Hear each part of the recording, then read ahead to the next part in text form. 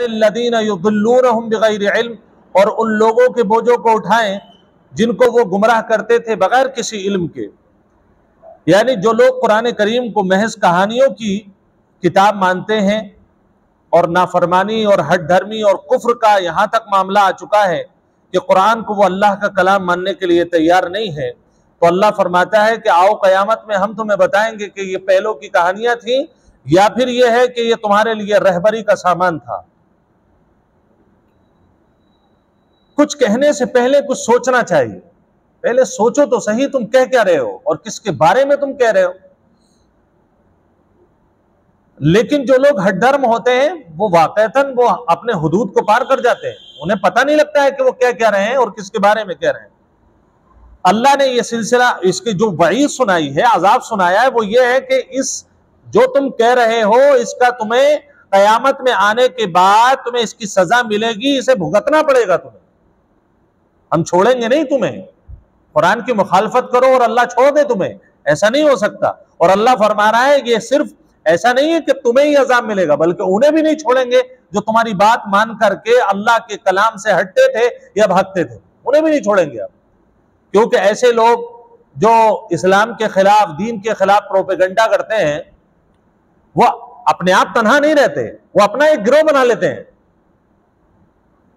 अल्लाह फरमाता है वो गिरोह भी जाएगा तुम्हारे साथ में। और ये कुरान करीम के साथ अहादीस में भी अल्लाह के नबी सल्लल्लाहु अलैहि वसल्लम ने फरमाया ऐसे गुनाहगारों के बारे में जो गुनाहगार खुद तो गुनाह करते हैं, लोगों को भी गुनाह की तरगीब देते हैं।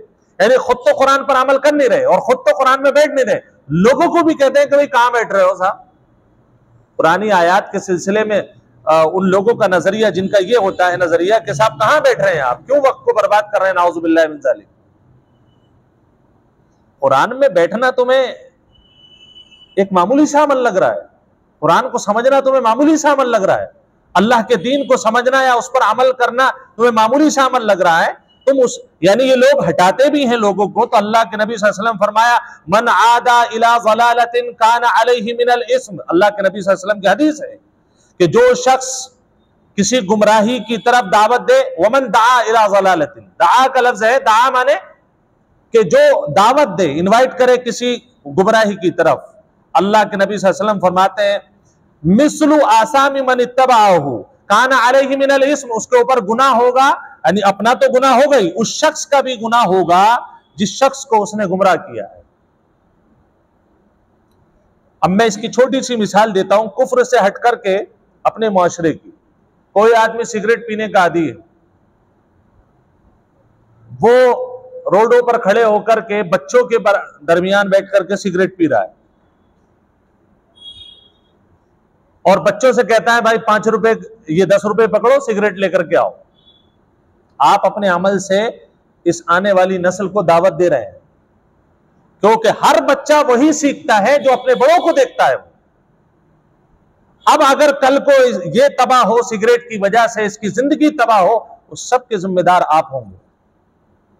मन दआ इला ज़लालतिन, जो भी किसी गुमराही की तरफ दावत देगा, बुलाएगा अपने अमल से, अपने अल्फाज से, अल्लाह फरमाता है तुम अपने गुनाह में भी डूबोगे और जो तुम्हारी वजह से दूसरे लोग डूब रहे हैं, शराब तुम पीते थे, चलो ठीक है तुम्हारा गुनाह तुम्हारे ऊपर, लेकिन जिस बच्चे से शराब मंगाते थे, जिसके सामने बैठ करके प्याला पीते थे, जिसके सामने बैठ करके तुम जिना करते थे, जिसके सामने बैठ करके तुम गीबतें उलमा की, मुफ्तियान की बैठ करके किया करते थे, कल को वो बच्चा वही तो सीखेगा जो अपने अब्बा को बैठ करके देखेगा।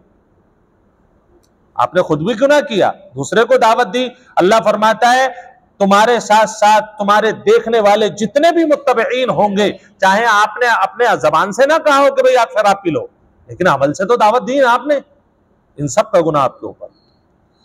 अच्छा, यहां पर जो गुनाह करने वाला आदमी है वो ये कह करके बच नहीं सकता है कि साहब मैं तो कयामत में अल्लाह से कह दूंगा बोले अब्बा शराब पीते थे, इस वजह से मेरी भी आदत पड़ गई। उसके बारे में भी अगला टुकड़ा हदीस का है, वला यनकुदु ज़ालिका मिन आतामिहिम शैआ, तुम्हारी आंखें कहां थी, क्यों तुम दूसरा गुनाह कर रहा है, तुमने ये समझ करके गुनाह कर लिया मेरा बड़ा है तो तुम माफ हो जाओगे, नहीं, बल्कि तुमने गुनाह किया है, तुम भी भुगतोगे कि मैं तो जवान था, मुझे तो पता ही नहीं था। क्यों नहीं पता था भाई? जब घर में अम्मा कोई सालन खिलाफ तबा बनाती थी तो सवाल उठता था ना, अम्मा आप आज आपने क्या बना लिया? आप क्या कहते थे अम्मी से कि अम्मी आज होटल से खाना मंगा दीजिए, मुझे पसंद नहीं है। तो गुनाह की लज्जत जो दूसरे बड़े दे रहे थे, आपने ले क्यों ली? आपने पूछा क्यों नहीं अब्बा ये गलत है या सही है? उसके बाद अगर वो आपको दावत देते तो एक अलग बात थी, लेकिन आपने तो जो वो देते चले गए, आपको मजा आता चला गया, आप करते चले गए। अल्लाह के नबी फरमाते हैं वला यनकुदु मिन आसामिहिम शैया, उनके गुनाह में से भी कोई कमी नहीं होगी। अब अल्लाह तबारक व तआला फरमाता है कि ये जो अल्लाह के बागी हैं, जो कुरान को सिर्फ कहानियां और किस्सों की किताबें बताते हैं, ये अपना भी बोझ उठाएंगे कयामत में और उन लोगों का भी उठाएंगे जिनको ये बगैर इल्म के गुमराह किया करते थे। अला सा मा यज़िरून, कितना बुरा बोझ है वो जिसको वो उठाएंगे। यानी कितनी बेवकूफी की बात है। अपने आप तो गुनाह कर ही रहे थे, दूसरों का बोझ अपने कांधों पर ले लिया, इससे बड़ा गुनाहगार कौन है? इससे बड़ा बेवकूफ कौन होगा? क़द मकरल्लज़ीना मिन क़ब्लिहिम फ़अतल्लाहु बुनियानहुम मिनल क़वाइद। अब अल्लाह उन लोगों का अंजाम बता रहा है जो अल्लाह के बागी हैं, पिछले दौर में गुजरे हैं। अल्लाह फरमाता है तहकीक के पहले लोगों ने दगाबाजी की, फिर उनके ऊपर अल्लाह का अजाब आया, उनके घरों पर अल्लाह का अजाब आया मिनल क़वाइद, बुनियादों से। यानी अल्लाह ने उनके मकानों को जो पलटा है, तो सिर्फ ऐसा नहीं है छत गिरा दी, बल्कि बुनियादों से फरिश्तों को हुक्म दिया, कौम लूत को ऐसे उठाया और पटक करके रख दिया। अल्लाह जब पकड़ता है, हमारी हर रग मेरे रब के हाथ में है। क्या हमारी कमजोरी है, क्या हमारी कुव्वत है, कहां से हम शरारत कर रहे हैं, कहां से बगावत कर रहे हैं, अल्लाह को सब मालूम है। इनको घुटनों पे कैसे लेकर के आना, मेरे अल्लाह को सब मालूम है। अल्लाह फरमाता है उन्होंने भी अपने कुव्वत पर नाश किया था, हमने उनकी मकानों की बुनियाद समेत उनको तबाह कर दिया। फखर्रा अलैहिमुस सक़्फ़ु मिन फ़ौक़िहिम, और फिर छत भी उनके ऊपर गिरा दी।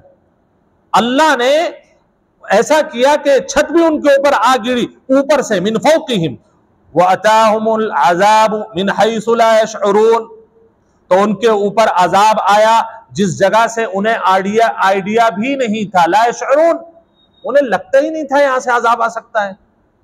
बंदे का कारोबार बहुत टॉप पर है, वो सोचे बैठा है कि अगर तनज़्ज़ुल भी आएगा, कुछ कमी भी आएगी तो इतने शेयर गिरेंगे, ये वाला कारखाना खत्म हो जाएगा तो ये तो बाकी रहेगा, ये खत्म हो जाएगा तो वो तो बाकी रहेगा, ये खत्म हो जाए, हिसाब लगाए हुए बंदा। और जब अल्लाह तबाह करने पर आता है तो वो कहता है कौन सा कारखाना बचाऊं, कोई बचने के लिए तैयार ही नहीं। वो अल्लाह है और ये तुम हो, तुम्हारी कोई औकात नहीं है अल्लाह के कुदरत के सामने। अल्लाह उसको समझाना चाहता है, वो हिसाब लगाते रहे। और अल्लाह ने उनके घरों को जमीन और यानी जमीन में जो बुनियादें थी उनको भी ऊपर उठा दिया और छत भी गिरा दी। अब बचा क्या? कुछ भी नहीं बचा है। सारे बड़े बड़े पुख्ता पुख्ता महल अल्लाह ने तहस नहस कर दिए। लोगों अब भी समझ जाओ और अब भी सुधर जाओ और अल्लाह की बगावत से अपने आप को मोड़ लो। सुम्मा यौमल क़ियामति युख़ज़ीहिम व यक़ूलु ऐन शुरकाई अल्लज़ीना कुन्तुम तुशाक़ून फ़ीहिम। और अल्लाह फरमाता है क़यामत में अल्लाह ताला उनको जलील करेगा। यानी एक तो दुनिया में अल्लाह ने अजाब दे दिया, दुनिया में जिल्लत हो गई। अजाब का मतलब क्या है? जलील होना। अल्लाह फरमाया क़यामत में भी जलील करूंगा। व यक़ूलु, और अल्लाह कहेगा ऐन शुरकाई, मेरे वो शरीक कहां हैं जिन्हें तुम मंदिरों में खड़ा रखते थे और कहते थे कि ये है, ये बेटा देंगे, ये बेटी देंगे, ये फला होगा, मेरे शुरका कहां हैं? अल्लज़ीना कुन्तुम तुशाक़ून फ़ीहिम, जिनके बारे में तुम जिद करते थे, झगड़ते थे। अल्लाह के नबी सल्लल्लाहु अलैहि वसल्लम से झगड़े नहीं है काफिर लोग, झगड़े, खूब झगड़े। आप हमारे लात को, हमारे उज़्ज़ा को, हमारे मनात को तो आप बुरा कैसे कह सकते हैं? अगर वो अल्लाह है तो उसी अल्लाह ने तो इन्हें पावर दे रखी है, ऐसे कहा करते थे। हमारे मुसलमान भी ऐसे कहते हैं, हमारे मुसलमान भी ऐसे कहते हैं। वो कहते हैं हाँ अल्लाह अपनी जगह है, लेकिन इनको भी अल्लाह ने पावर दे रखी है, इनके पास भी कुछ ना कुछ है। तुमने ऐसा कहा और अल्लाह उसी वक्त तुम्हारा शुमार ऐन शुरकाई में शामिल फरमा देगा। अल्लाह शिर्क करने से पूरी उम्मत की हिफाजत फरमाए। क़ालल्लज़ीना ऊतुल इल्म इन्नल ख़िज़्यल यौमा वस्सूअ अलल काफ़िरीन। बड़ी खतरनाक आयत है, बहुत खतरनाक। अल्लाह फरमाता है कि जब अल्लाह जलील कर रहा होगा अपने जो नाफरमान बंदे हैं, काफिर और मुशरिक बंदे हैं, तो उस वक्त अहले इल्म यानी जिनको अल्लाह ने कुछ समझ बूझ दुनिया में दी थी, वो लोग भी देख रहे होंगे और वो लोग गुनहगारों से कहेंगे इन्नल खिज़्यल यौम, आज की जो रुसवाई है, इन्नल खिज़्या, बिलाशुबा ये रुसवाई, जो आज के दिन की रुसवाई बहुत खतरनाक रुसवाई है। आज रुसवाई ही रुसवाई है, इसके अलावा काफिरों के लिए और कुछ भी नहीं है। वस्सुआ अलल काफिरीन, और बुराई काफिरों पर है, यानी अल्लाह का जो अजाब आएगा वो काफिरों पर और अल्लाह के नाशुक्रों पर होगा। अच्छा, ये तो है ही है अल्लाह का अजाब। एक अल्लाह तबारक व तआला और हमारी पोल भी खोल रहा है, और जिस वक्त फरिश्ता मौत का आएगा उस वक्त की हालत भी बता रहा है जालिम और काफिरों की। अल्लदीन ततवफ़्फ़ाहुमुल मलाइकतु ज़ालिमी अनफुसिहिम, जिनकी रूह मलाइका कब्ज करेंगे इस हाल में कि वो अपने ऊपर जुल्म करने वाले होंगे, यानी जालिमों की जिस वक्त रूह कब्ज होगी तो पता है वो फरिश्तों से क्या कहेंगे, फ़अल्क़वुस्सलम, तो वो उनके सामने इताअत जाहिर करेंगे, मा कुन्ना नअमलु मिन सू, और वो कहेंगे साहब हमने क्या गुनाह किया, हमने तो कोई गुनाह ही नहीं किया, आप हमें इतने खतरनाक तरीके से हमारी रूह क्यों निकाल रहे हैं। डरेंगे, पीछे हटेंगे, मैंने ऐसा कौन सा गुनाह कर लिया। फरिश्ते कहेंगे भाई गौर कर, तूने ही तो गुनाह किया और किसने किया है। और ये उसका नहीं, ये हम में से उम्मत के लोगों का ये हाल है कि जिस वक्त तक अल्लाह का कोई पकड़ नहीं आती, अल्लाह की मौज मस्ती में, और जब अल्लाह की पकड़ आना शुरू होती है तो पता है हमारा इल्जाम अल्लाह पर पहला क्या होता है, हमने ऐसा किया ही क्या है, हमने तो कोई गुनाह नहीं किया, हमने कभी किसी का दिल नहीं दुखाया, हमने कभी कोई शराब नहीं पी, हमने कोई जुआ नहीं खेला।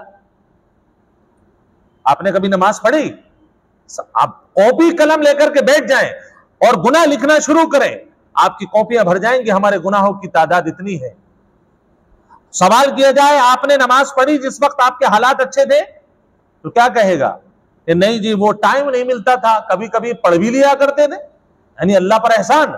और नमाज पढ़ ली है, हाँ हम नमाज पढ़ते थे, तो उसके बाद ज़कात दी, तो हाँ दे भी दिया करते थे, ये अल्फाज हुआ करते हैं हमारे। उसके अलावा सब काम अच्छे हैं, हज भी किया, ज़कात भी किया, लेकिन एक गुनाह जिसमें आमतौर से उम्मत मुब्तला है, और वो है बाप की दौलत में बहनों का हिस्सा, भाइयों का हिस्सा दबा के बैठे हुए हैं। पहली सब में नमाज पढ़ रहे हैं, पंजगाना नमाजी हैं, हज भी अदा कर रहे हैं, सारे काम हैं, और जिस वक्त भतीजा मांगता कि अब्बा का हक हमें दे दो जो दादा की प्रॉपर्टी में है, तो पता है क्या कहता, भाई अभी तुम छोटे हो, या ये है तुम खर्चे के लिए पैसे लिए जाओ, ये क्या प्रॉपर्टी लगा रखी है, तुम्हें खर्चे से मतलब है। ऐसा लग रहा है उसी बच्चे की बाप की दौलत में से वो उसको सदका कर रहा है, ऐसा मालूम होता है, भीख में दे रहा है।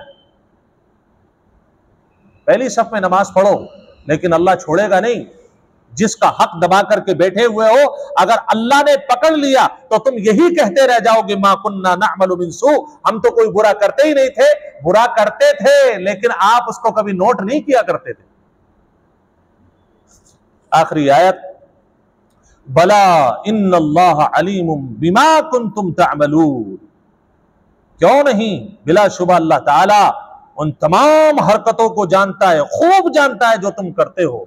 किसका हक तुमने मारा है, किसकी जमीन तुमने मारी है, किस नौकर के पैसे तुमने मारे हैं, किस मालिक के फर्म से तुमने माल गायब किया है, पैसे पूरे लेने के बाद काम चोरी की है, ये सब मेरा अल्लाह जानता है। और अल्लाह कहता है तुम दुनिया वालों को समझा दो, फरिश्तों से कहते रहो कि हमने कुछ नहीं किया, ये तो हम जानते हैं कि तुमने क्या किया।